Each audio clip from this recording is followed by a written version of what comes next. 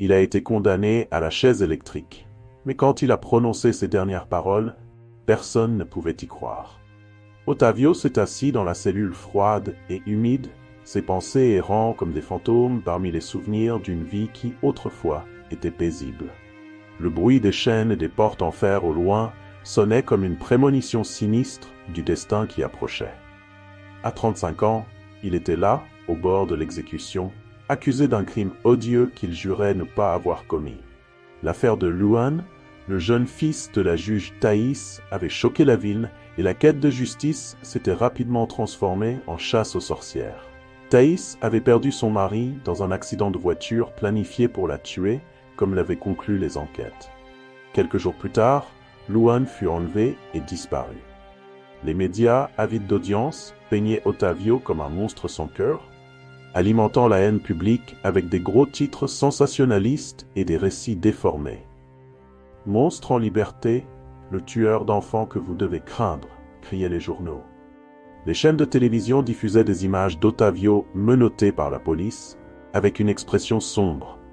Son silence a toujours été interprété comme une confession de sa culpabilité. Peu importait ce qu'il disait ou faisait, l'opinion publique avait déjà rendu son verdict. Dans la cellule, Ottavio savait que le temps s'épuisait. Ottavio, cependant, restait ferme. La profonde tristesse et l'acceptation de son destin marquaient ses jours, mais il refusait d'être consumé par le désespoir. Il y avait quelque chose dans son calme énigmatique qui intriguait les gardiens et irritait la juge Thaïs. Elle espérait qu'il succombe à la souffrance, mais Ottavio semblait imperméable. Il passait de longues heures à méditer sur sa vie et à réfléchir aux choix et aux chemins qui l'avaient conduit ici. Dans ses souvenirs, il cherchait réconfort et force. Ottavio se souvenait des journées ensoleillées de son enfance, des conversations avec ses parents et des moments simples qui semblaient maintenant si lointains. La vérité sur ce qui était arrivé à Luan était une flamme qu'il maintenait vivante en lui, comme une lumière dans l'obscurité qui l'entourait. Les rares moments d'interaction humaine se limitaient aux visites de son avocat Milton et aux rencontres sporadiques avec les gardiens. Milton continuait de se battre, faisant appel à chaque instance possible, mais Ottavio savait que la justice n'était pas de son côté. « Milton, tu dois accepter. Il n'y a plus rien à faire, disait-il, essayant d'alléger le fardeau que l'avocat portait. Milton, déterminé, répondait « Je ne peux pas abandonner Ottavio, pas jusqu'au dernier moment. » L'admiration et la frustration étaient toujours présentes dans ses paroles. Il voyait en Ottavio une force qu'il ne pouvait pas complètement comprendre et une sérénité qui défiait la logique de la situation. En prison, Ottavio devenait une figure énigmatique. Les gardiens évitaient de lui parler, peut-être par peur que sa tranquillité les pousse à remettre en question leurs propres actions. Mais il y avait un gardien, Marcos, qui de temps en temps échangeait quelques mots avec Ottavio. « Tu n'as vraiment pas peur de ce qui va arriver ?» demanda Marcos un jour en remettant le repas quotidien aux prisonniers. Ottavio le regarda, ses yeux exprimant une profonde compréhension. « La peur ne change rien à ce qui va arriver, Marcos. J'ai trouvé la paix dans la vérité, et cela me donne la force d'affronter n'importe quoi. » Alors que la date de son exécution approchait, Ottavio sentait le poids du temps s'intensifier. Les murs froids de la prison semblaient se refermer de plus en plus, étouffant tout espoir restant. Cependant, dans sa solitude, il trouva une étrange sorte de liberté. Il ne luttait plus contre le courant. Ottavio s'est abandonné au flux inévitable de son destin, mais avec la tête haute. Dans les derniers moments, Ottavio se concentrait sur ce qui lui apportait la paix. Il récitait mentalement des poèmes qu'il avait appris dans sa jeunesse, se souvenait des visages aimés de sa famille et des paysages qu'il ne verrait jamais plus. La vérité, silencieuse et constante, restait à ses côtés comme une compagne fidèle. Et ainsi, Ottavio se préparait à l'exécution avec la dignité de quelqu'un qui sait qu'au fond, il y a des vérités qui ne peuvent jamais être effacées. La veille de son exécution, un prêtre entra dans la cellule solitaire. Ses vêtements noirs contrastaient avec le froid des murs en béton. Il s'approcha lentement d'Ottavio, avec un regard compatissant et une posture humble. « Mon fils, je suis venu te donner l'occasion d'une dernière confession. C'est un moment pour trouver la paix avec Dieu et avec toi-même, dit le prêtre, d'une voix douce et pleine de compréhension. Ottavio regarda le prêtre pendant un long moment, ses yeux reflétant une acceptation tranquille. « Il n'y a rien que je puisse dire qui changera cela, père. Qui sait, la vérité mourra avec moi, » répondit-il, avec une expression calme. Le prêtre hocha la tête, respectant la décision d'Ottavio, et offrit une brève prière avant de partir, le laissant de nouveau dans sa solitude. La nuit tomba, et la cellule d'Ottavio sombra dans une obscurité presque absolue, seulement interrompue par la lumière faible qui passait à travers les barreaux de la petite fenêtre. Il passa les dernières heures avant l'exécution en profonde réflexion, revisitant les erreurs et les choix qui l'avaient conduit ici. L'image de Luan, un garçon innocent et plein de vie, hantait ses pensées. Il se demandait si, à un moment donné, il aurait pu faire quelque chose de différent, quelque chose qui aurait changé le cours des événements. Ottavio revisita chaque détail du jour fatidique où Luan avait disparu. Il se souvenait de la façon dont il avait été pris au dépourvu par les accusations, de la manière dont les preuves avaient été rapidement montées contre lui, et de la façon dont la pression publique et la douleur de Thaïs exigeaient un coupable immédiat. Il savait que la justice avait été obscurcie par la nécessité d'une résolution rapide et par le désir de vengeance. Au milieu de ses réflexions, Ottavio pensait aussi à sa propre vie et aux moments de bonheur qu'il avait vécus. Il se souvenait des étreintes chaleureuses de ses parents, des rires partagés avec des amis et des rêves qu'il avait un jour nourris. Chaque souvenir était un mélange de douceur et d'amertume, car avec eux venait le poids de tout ce qu'il avait perdu.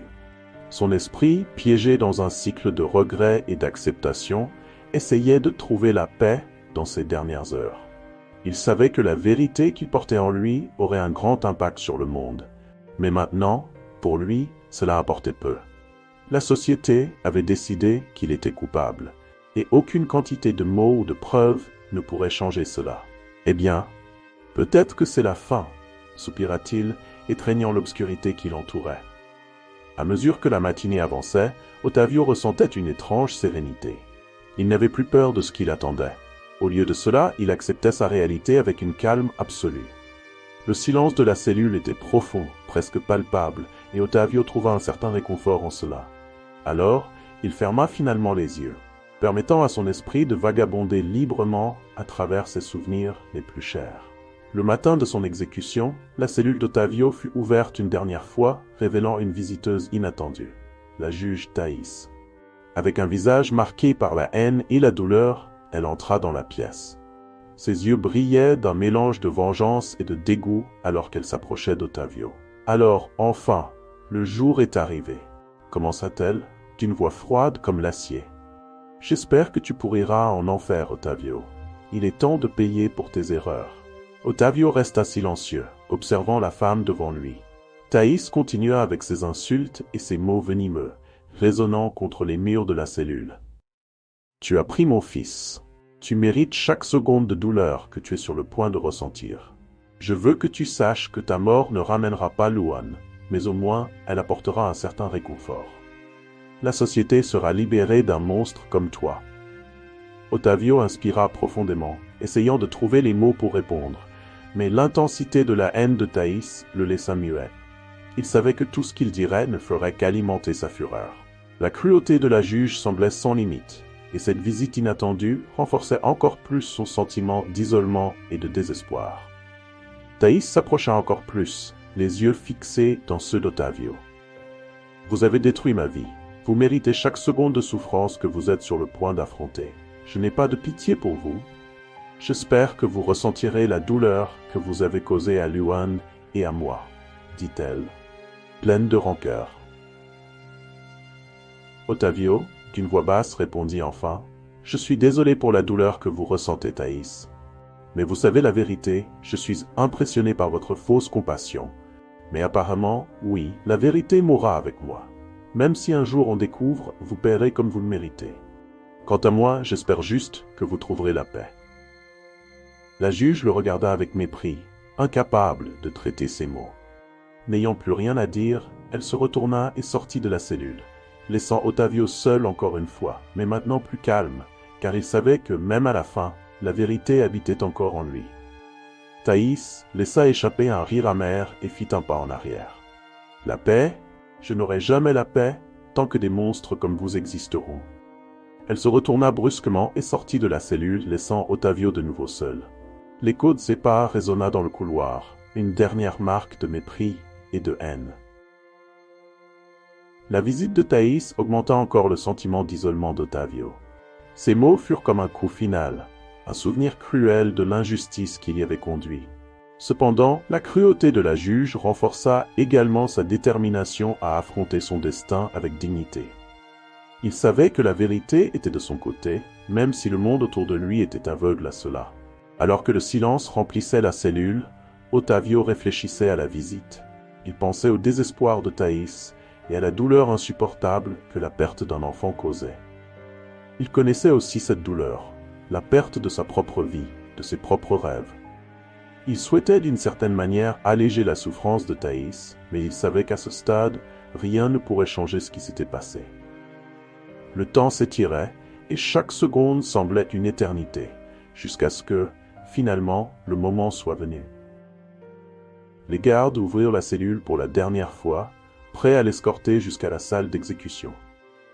Ottavio se leva lentement, ses mouvements calmes et contrôlés. Il suivit les gardes dans le couloir, ressentant le poids de chaque regard et le jugement silencieux de ceux qui l'entouraient. Quelques minutes plus tard, Ottavio fut installé dans la chaise électrique. L'atmosphère était suffocante, chargée de tension et d'attente. Le désespoir commença à s'infiltrer dans son cœur alors que les gardes le préparaient à la mort. Une foule de témoins, y compris des journalistes, des avocats et quelques membres de la famille de Thaïs, assistaient avec des regards remplis d'anticipation et de condamnation. « Voulez-vous dire vos dernières paroles ?» demanda le garde Marcos, sa voix résonnant dans l'environnement silencieux. Ottavio hocha lentement la tête, ses yeux parcourant les visages présents dans la salle. Il vit la colère, la haine et la soif de justice inscrites dans chaque regard. Les mots de Thaïs ce matin-là résonnaient encore dans son esprit, pesant sur lui comme une ombre. Cependant, une nouvelle détermination émergea en lui. Il était temps de révéler la vérité qu'il avait gardée pendant si longtemps. La tension dans la salle était presque palpable. Chaque regard fixé sur lui reflétait la condamnation publique, une sentence qui avait déjà été décidée bien avant son procès. Ottavio prit une profonde inspiration et d'une voix ferme commença à parler. « Aujourd'hui, alors que je me prépare à affronter la mort, je dois dire quelque chose que j'ai porté avec moi toutes ces années. Je sais que beaucoup ici me voient comme un monstre, comme le responsable de la mort de Luan. Mais la vérité est plus complexe qu'elle n'y paraît. » Un silence absolu s'empara de la salle. Tous les yeux étaient fixés sur lui, attendant ses prochaines paroles. Ottavio regarda Thaïs, qui le fixait avec des yeux remplis de haine et de douleur, et continua. « Je ne suis pas le meurtrier que vous croyez que je suis. Cette nuit-là, quelque chose de bien plus grand s'est produit. Une vérité qui a été enterrée par les circonstances, par les manipulations et par des intérêts qui, jusqu'à présent, je n'ai pas pu exposer complètement. J'étais au mauvais endroit, au mauvais moment, mais cela ne fait pas de moi un coupable. J'ai été choisi comme bouc émissaire parce que c'était pratique. Aujourd'hui, je dis cela non pas pour essayer de changer mon destin. Je sais que ma mort est scellée, mais parce que la vérité doit être dite. Peut-être qu'elle ne sera jamais acceptée par vous. Peut-être que ce sera le seul moment où elle sera entendue. » Ottavio fit une pause, respirant profondément, sentant la tension monter. Il savait que ce seraient ses dernières paroles et espérait qu'elles pourraient d'une certaine manière semer un doute, une étincelle qui un jour ferait éclore la véritable justice. Que ma mort ne soit pas vaine. Que vous, qui criez tant pour la justice, réalisiez un jour que le véritable assassin est encore libre, caché à la vue de tous. Et que, lorsque cela arrivera, il sera peut-être trop tard pour réparer ce qui a été fait. Ottavio ferma les yeux, sentant le calme revenir en lui. Le silence qui suivit était dense, chargé de choc et de confusion. La vérité qu'il avait portée si longtemps avait enfin été dite, et alors, avec une dernière respiration profonde, il se prépara à l'inévitable fin. L'intensité des mots d'Ottavio flottait dans l'air, comme un coup dévastateur à la perception de tous. Le silence qui s'ensuivit était presque assourdissant, interrompu seulement par les murmures hésitants qui commençaient à se répandre parmi les présents. Tous les regards étaient fixés sur Thaïs, dont l'expression d'autorité vacillait visiblement. Ses mains tremblaient, et la confiance qu'elle dégageait auparavant semblait s'effondrer en quelques secondes. Milton, l'avocat de la défense d'Ottavio, sauta de sa chaise, l'urgence dans sa voix claire, alors qu'il frappait contre le verre qui séparait les témoins de la salle d'exécution. « Cela change tout. Nous avons besoin de temps pour enquêter sur cette allégation. » L'autorité de sa voix résonnait dans l'environnement, et même les gardes, qui quelques instants plus tôt étaient déterminés à poursuivre l'exécution, semblaient paralysés par le doute. Le garde Marcos regarda ses supérieurs, cherchant des instructions, tandis que le directeur de la prison, réalisant la gravité de la situation, leva la main, signalant que l'exécution devait être suspendue. Le poids des révélations d'Ottavio avait transformé le moment en un tourbillon d'incertitude. Thaïs, nerveuse et visiblement bouleversée, essaya de garder le contrôle. C'est une tentative désespérée d'un homme condamné. Il ment pour gagner du temps. Sa voix fendait l'air, mais elle manquait de la confiance qu'elle avait auparavant.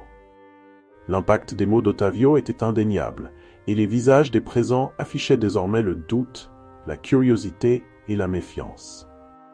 Le directeur de la prison, essayant de garder son calme au milieu de la tempête, fit un pas en avant et parla d'une voix ferme. « Nous devons enquêter sur cette allégation avant de poursuivre. » Il regarda directement Thaïs. « Madame, s'il vous plaît, j'ai besoin que vous me remettiez votre téléphone. » Thaïs devint livide, la colère déformant ses traits. « Vous ne pouvez pas faire ça.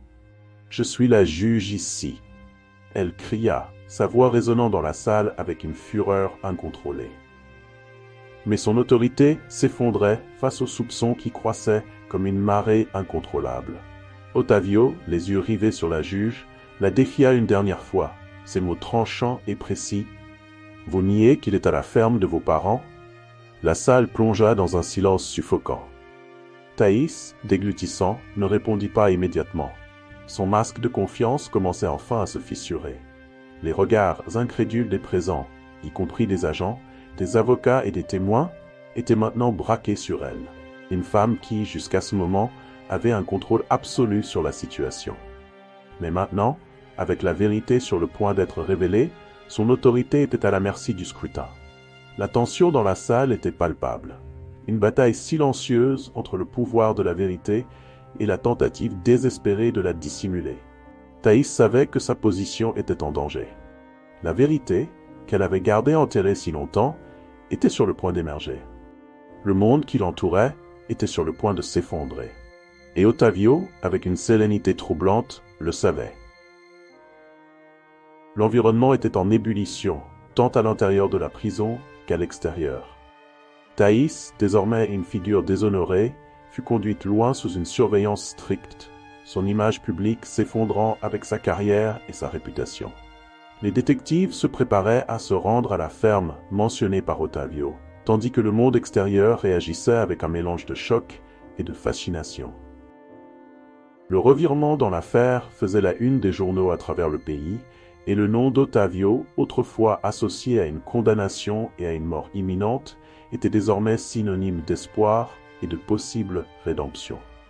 Dans sa cellule, Ottavio se sentait étrange, comme si un énorme fardeau avait enfin été retiré de ses épaules. Le chemin jusqu'ici avait été douloureux, mais l'émergence de la vérité apportait avec elle une nouvelle perspective de vie. Pour la première fois depuis des années, il croyait qu'il pouvait y avoir justice. Milton, avec un sens renouvelé du but, n'a pas seulement déposé une demande de libération pour Ottavio, mais a également lancé une offensive juridique agressive contre Thaïs.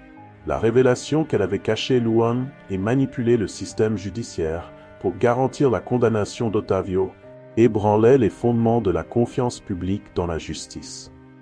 Alors que l'équipe de détectives et de policiers s'approchait de la ferme des parents de Thaïs, les attentes étaient élevées. La possibilité de trouver Luan vivant, caché du monde pendant tant d'années, rendait tout le monde tendu. Les lumières des voitures de police découpaient l'obscurité de la nuit, illuminant le chemin jusqu'à la ferme isolée. Enfin, à leur arrivée, les autorités encerclèrent les lieux. Le silence de la nuit était interrompu par le bruit de pas décidés et des ordres rapides. Ils envahirent la propriété, suivant des pistes qui les menèrent jusqu'à une chambre au fond de la maison. Et là, assis sur un lit, avec de grands yeux remplis de curiosité, se trouvait Luan, vivant. La découverte explosa comme une bombe dans les médias. L'image de Luan en sécurité et en bonne santé circulait rapidement dans les nouvelles et sur les réseaux sociaux. La vérité avait enfin été révélée et Ottavio était sur le point d'être exonéré de toutes les accusations. Thaïs, quant à elle, faisait maintenant face à la perspective d'une prison, non seulement pour avoir perverti la justice, mais aussi pour sa tentative désespérée de cacher la vérité. Dans la prison, la nouvelle de la découverte de Luan parvint rapidement à Ottavio. Il tomba à genoux, des larmes coulant sur son visage, un mélange de soulagement et de gratitude inondant son corps. Sa lutte était terminée. La vérité enfin avait prévalu. Dans sa cellule, Ottavio sentait le poids des années de souffrance se dissoudre lentement. Bien qu'il soit encore physiquement enfermé, la possibilité d'une véritable justice lui donnait une force renouvelée. Milton, son avocat, restait à ses côtés, révisant les documents et se préparant à ce qui serait une bataille judiciaire féroce pour innocenter son client. L'équipe de police arriva à la ferme des parents de Thaïs avec une détermination implacable. Armés de mandats de perquisition, les détectives se dispersèrent sur la propriété, cherchant le moindre signe de Luan. L'ambiance était tendue, et à chaque minute, l'attente et l'espoir de le retrouver augmentaient. Après des heures de recherche, un détective trouva finalement Luan dans une chambre cachée au sous-sol de la maison principale. Le garçon, maintenant âgé de 8 ans, était effrayé, mais physiquement en bonne santé. Il regardait les inconnus en uniforme avec un mélange de peur et de curiosité. « Tout va bien, Luan. Nous sommes ici pour t'aider, » dit l'un des détectives, s'agenouillant pour se mettre à la hauteur du garçon. « Tu es en sécurité maintenant. » La nouvelle se répandit rapidement. Luan avait été trouvé vivant. Les chaînes de télévision diffusaient la découverte avec urgence, et une vague de soulagement et de joie déferla sur le pays. L'image de Luan étant secourue devint un symbole d'espoir et de résistance, prouvant que la vérité trouve toujours un chemin pour se révéler. De retour en prison, Ottavio fut informé de la découverte. L'émotion était écrasante, et il ne put retenir ses larmes. « Mon fils est vivant », murmura-t-il, incrédule face à ces mots. Milton serra la main d'Ottavio avec fermeté. « Cela change tout. Nous allons lutter de toutes nos forces pour te sortir d'ici et apporter justice pour toi et pour Luan. » Lorsque l'équipe de police trouva enfin Luan, les parents de Thaïs, un couple de personnes âgées, se présentèrent également. Ils confirmèrent l'histoire d'Ottavio, les yeux pleins de larmes, expliquant que Thaïs avait laissé Luan avec eux il y a 5 ans, affirmant qu'elle et le garçon couraient un danger de mort. Thaïs avait perdu son mari quelques jours auparavant dans un accident de voiture et avait raconté aux parents que cet accident avait été planifié pour nuire à sa carrière. Instruits de garder Luan secret, les personnes âgées prirent soin de lui avec amour et dévouement, croyant qu'il protégeait le garçon. La découverte confirma les allégations d'Ottavio et démasqua les mensonges de Thaïs. Les grands-parents rapportèrent à la police comment Thaïs avait insisté sur le fait que Luan devait être maintenu dans le plus grand secret pour sa propre sécurité, manipulant la bonne volonté des parents pour cacher ses véritables intentions. La révélation que Luan était vivant et bien soigné par ses grands-parents choqua la nation. Le public, qui réclamait auparavant justice contre Ottavio, se retournait maintenant contre Thaïs. Les gros titres changèrent rapidement, affichant des phrases telles que « Luan retrouvé vivant » et « La vérité obscure révélée, Thaïs a manipulé tout le monde ». L'histoire d'amour interdit, de trahison et de manipulation commença à se déployer sous les yeux de l'opinion publique, peignant Thaïs comme la véritable méchante de la tragédie. Les réseaux sociaux explosèrent d'indignation et d'exigence pour une enquête complète sur les actions de la juge et une révision de tous les cas dans lesquels elle avait été impliquée. Pendant ce temps, Ottavio, encore en train d'absorber la réalité que son fils était vivant et en sécurité, se préparait à un nouveau chapitre de sa vie.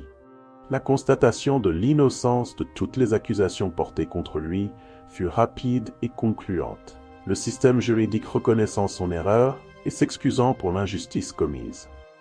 Milton, son avocat fidèle, était déterminé à s'assurer qu'Ottavio reçoive la compensation et le soutien nécessaires pour reconstruire sa vie. « Tu as traversé un enfer, Ottavio. Mais maintenant, nous avons la chance de faire les choses correctement, » lui dit-il avec un sourire de soulagement. Pendant ce temps, Thaïs faisait face aux conséquences de ses actions devant la loi et le public.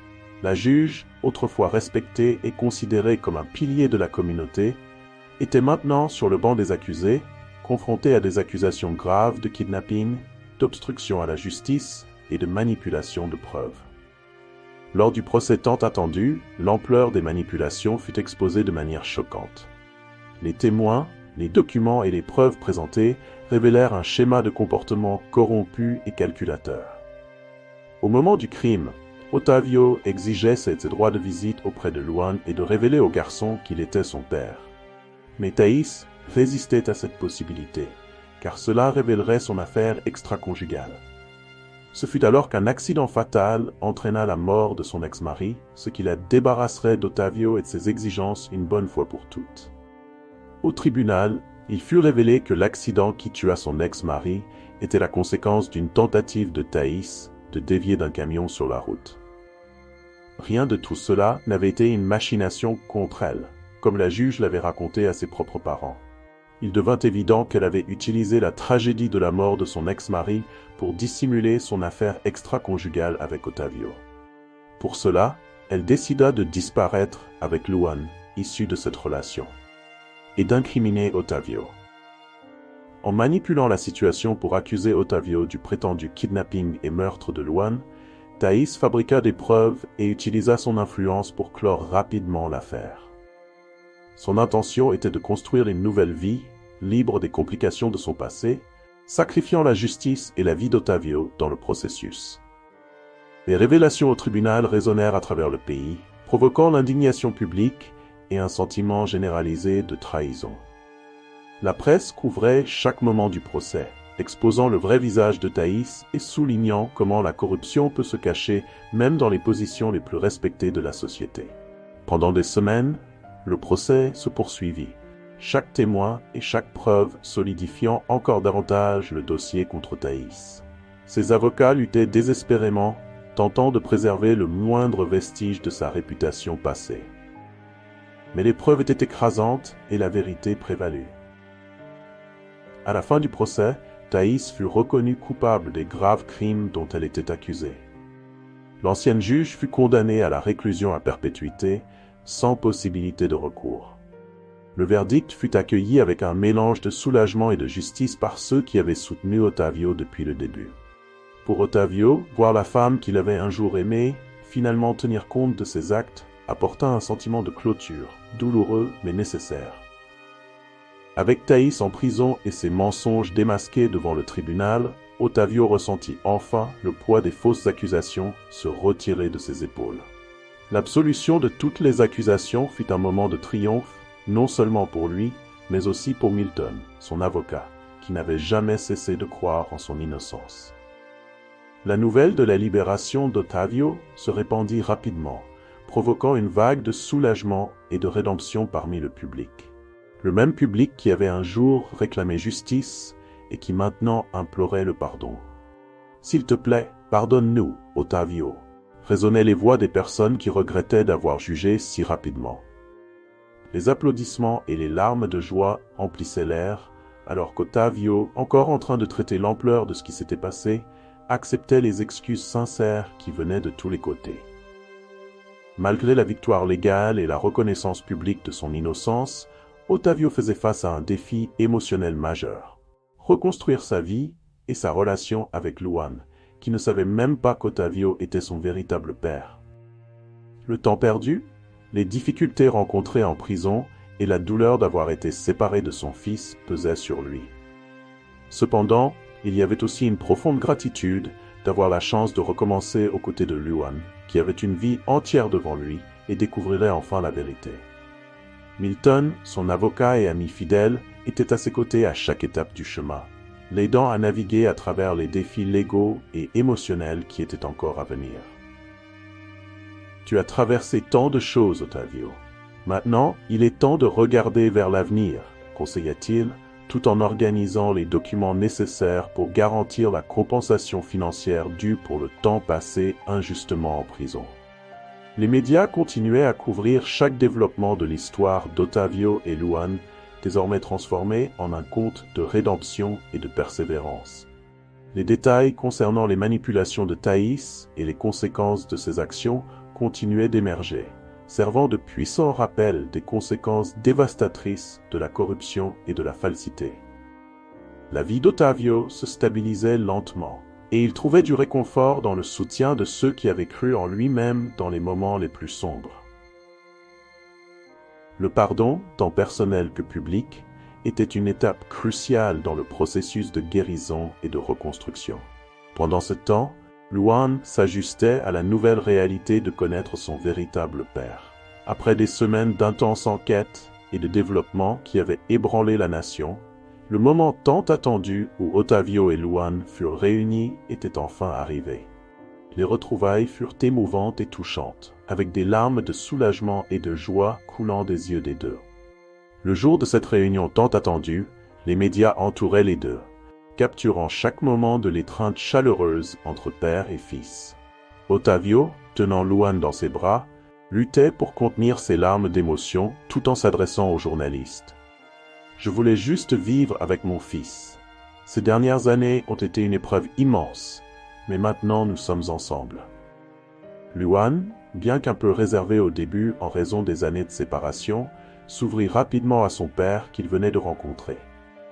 Il regardait Ottavio non seulement comme son père, mais comme un héros qui n'avait jamais abandonné la vérité, même dans les moments les plus sombres et désespérés.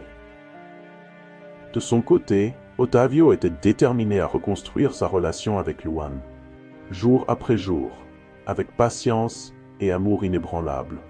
Le difficile parcours de reconstruction émotionnelle et de guérison commençait pour le père et le fils.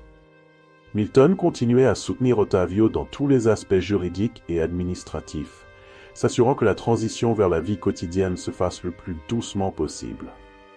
Des documents furent remplis, des accords furent conclus et une nouvelle maison fut trouvée, loin des ombres de la prison et du tribunal. L'opinion publique, initialement divisée et émotionnellement chargée par le drame, commença à s'unir pour soutenir Ottavio et Luan.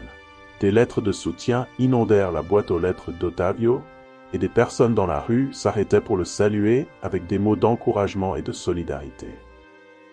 Le pardon, une qualité rare dans un monde souvent rapide à juger, commença à être offert par ceux qui auparavant exigeaient justice pour Ottavio et Luan. L'avenir était incertain, mais plein de promesses encourageantes. Chaque nouveau jour apportait avec lui l'occasion de construire une nouvelle histoire, basée sur la vérité, l'amour et la redécouverte du temps perdu. Leur voyage, marqué par la douleur et l'injustice, se transformait maintenant en une histoire de persévérance, d'espoir et de renouveau. Avec l'indemnisation reçue pour l'erreur judiciaire enfin accordée, Ottavio et Luan commencèrent une nouvelle phase de leur vie, s'éloignant des ombres du passé pour un refuge tranquille à la campagne. La petite maison dans laquelle ils s'étaient installés était située au milieu de paysages d'un vert luxuriant, offrant un environnement serein, isolé et parfait pour la guérison émotionnelle dont ils avaient tant besoin. Chaque jour dans cette maison était un pas vers la récupération. Ottavio, déterminé à offrir à Luan une enfance heureuse et sûre, trouva dans la nature environnante un allié essentiel. Ils exploraient les environs, marchant sur des sentiers forestiers, découvrant des ruisseaux cristallins et observant la faune qui habitait la région. Luan, peu à peu, commençait à s'ouvrir davantage, faisant confiance à l'amour inébranlable de son père et à la tranquillité de l'environnement qu'ils appelaient maintenant chez eux. La routine quotidienne était simple et réconfortante. Ottavio préparait des repas faits maison, pendant que Luan l'aidait, apprenant la cuisine et contribuant aux tâches ménagères, tout en s'occupant des fleurs qui ornaient le jardin. Le soir, ils s'assillaient autour d'un feu de camp, observant les étoiles dans le ciel nocturne et partageant des histoires et des rêves pour l'avenir. Milton continuait à offrir son soutien, rendant régulièrement visite pour s'assurer que tous les détails juridiques et administratifs étaient en ordre. Sa présence était réconfortante pour Ottavio, qui se sentait maintenant plus confiant, non seulement dans la construction d'une nouvelle vie, mais aussi dans la protection et l'éducation de Luan. Au fur et à mesure que le temps passait, la maison à la campagne devenait un symbole de la paix qu'Ottavio trouvait dans la simplicité de la vie rurale, loin de l'agitation et du jugement public qui avait marqué ces années précédentes. Il commençait à envisager un avenir où la douleur du passé serait progressivement remplacée par de nouveaux souvenirs de joie et de croissance aux côtés de Luan. Pendant ce temps, l'histoire d'Ottavio et Luan continuait d'inspirer de nombreuses personnes autour d'eux. Des lettres de soutien et des messages de solidarité arrivaient de gens ordinaires, dont les cœurs avaient été touchés par la trajectoire des injustices et des rebondissements des dernières années d'Ottavio en prison.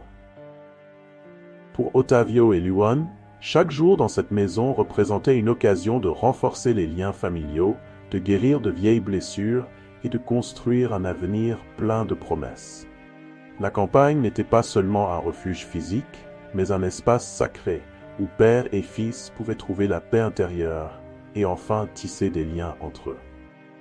Les grands-parents de Luan, qui l'avaient élevé avec tant d'amour et de dévouement pendant les années de séparation, furent invités par Ottavio à les rejoindre dans leur nouvelle maison à la campagne.